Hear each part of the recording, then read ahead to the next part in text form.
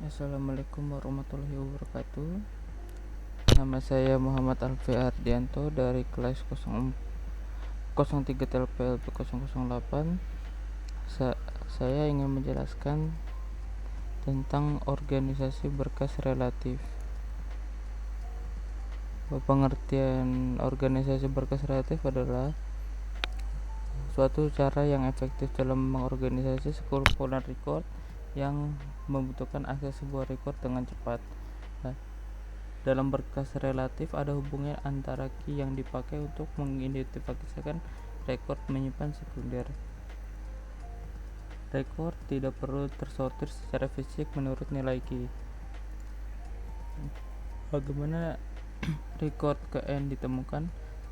Dalam hal ini perlu kita buat hubungan yang akan menerjemahkan nilai key dan address. Hubungan ini dinyatakan sebagai R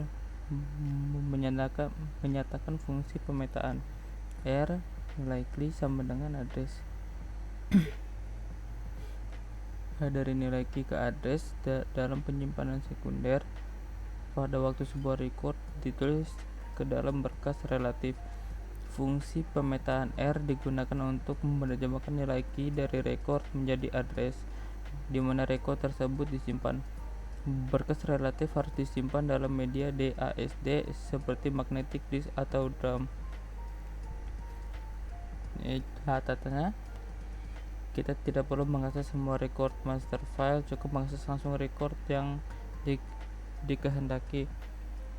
Kedua, record dari berkas relatif dapat diupdate langsung tanpa perlu merekam akses semua record.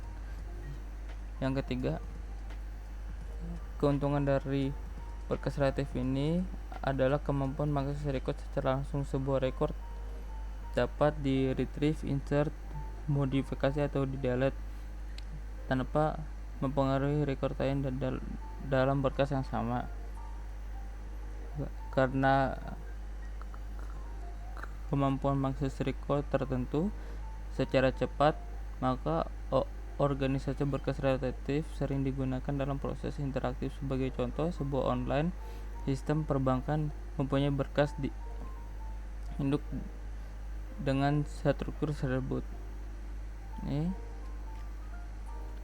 Customer akun, akun number, akun tab, balance, data balance, dateless credit, dateless debit. Sedangkan berkas transaksinya tersendiri dari field sebagai berikut: transaction, akun number, transtype, amount, date. Field akun number dipakai sebagai nilai key untuk kedua berkas tersebut. Pada nilai key akun number dimasukkan ke dalam transaksi, nilai key tersebut akan meretrieve secara langsung record yang ada pada berkas induk. Jika transtype sama dengan T, maka balance akan ditampilkan di layar.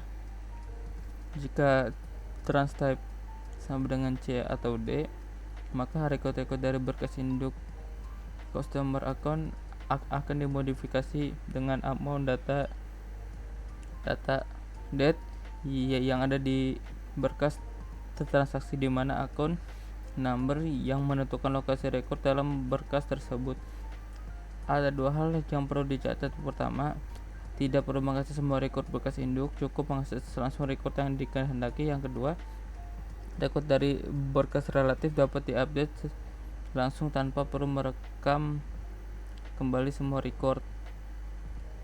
Terus juga ada 3 teknik dasar yang digunakan untuk menyalakan fungsi pemetaan R, di mana R sama dengan address, yaitu satu, teknik pemetaan langsung, direct mapping. Teknik ini merupakan teknik yang sederhana untuk menerjemahkan nilai record key menjadi address. Ada dua cara dalam pemetaan langsung, yaitu satu, absolute addressing. Ini sama dengan R nilai key sama dengan address. Nilai key sama dengan alamat mutlak. Nilai key yang diberikan oleh pemakaian program sama dengan address sebenarnya dari record tersebut pada penyimpanan sekunder. Ini juga ada keuntungan kelemahannya. Kalau keuntungannya, fungsi pemetaan R sangat sederhana, tidak membutuhkan waktu lama dalam menentukan lokasi record pada penyimpanan sekunder. Kelemahannya ada 3.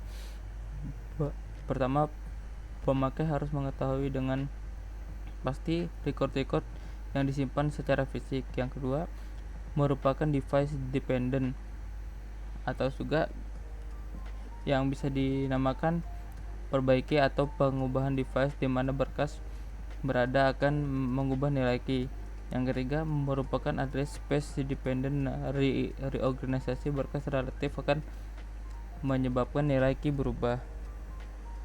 Yang kedua, pengalaman relatif. R nilai key sama dengan address nilai key sama dengan alamat relatif. Yang keuntungan juga ada 2. Yang pertama, fungsi pemetaan R sangat sederhana. Yang kedua, nilai key dari sebuah record dapat ditentukan lokasi recordnya dalam sebuah penyimpanan sekunder tanpa memerlukan waktu proses yang berarti. Yang terus kelemahannya ada 3. Yang pertama, bukan device dependent. Yang kedua, merupakan address space dependent. Yang ketiga, terjadi pemborosan ruang. Terus yang kedua, teknik pencarian tabel. Teknik ini jauh lebih baik dibanding dengan teknik pemetaan langsung. Dalam bentuk yang sederhana, direktori diimplementasikan sebagai suatu array dari nilai key, record, alamat. Ini digambarkan sebagai berikut. Di sini data dalam direktori disusun secara urut menurut nilai key sehingga pencarian nilai key dalam direktori lebih cepat dengan binary search dibanding dengan sequential search. Alternatif lain, direktori dapat disusun dalam binary search tree, MW search tree atau B tree. Ini binary search tree. Ini kalau nggak salah MW search tree, terus ini ada alamat relatif saya.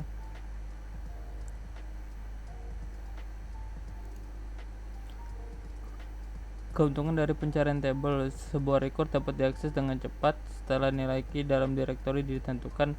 Yang kedua, nilai key dapat berupa field yang mudah dimengerti seperti part number, npm, karena nilai key tersebut akan diterjemahkan menjadi alamat.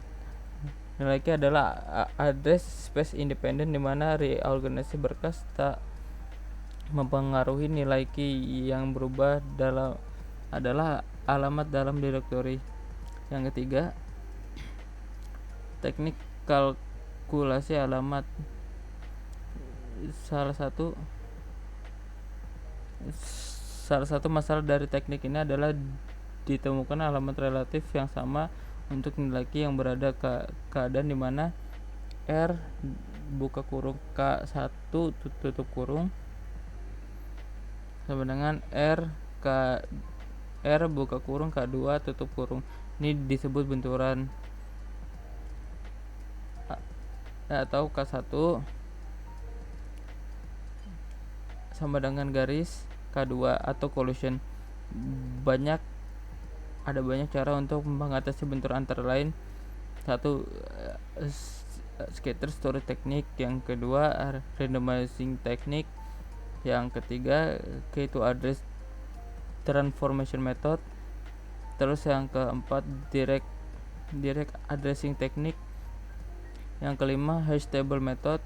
Yang keenam, hashing. Hashing adalah kalkulasi terhadap nilai key untuk mendapatkan sebuah alamat, disebut fungsi hash. Keuntungannya, nilai key yang sebenarnya dapat dipakai karena diterjemahkan ke dalam sebuah alamat.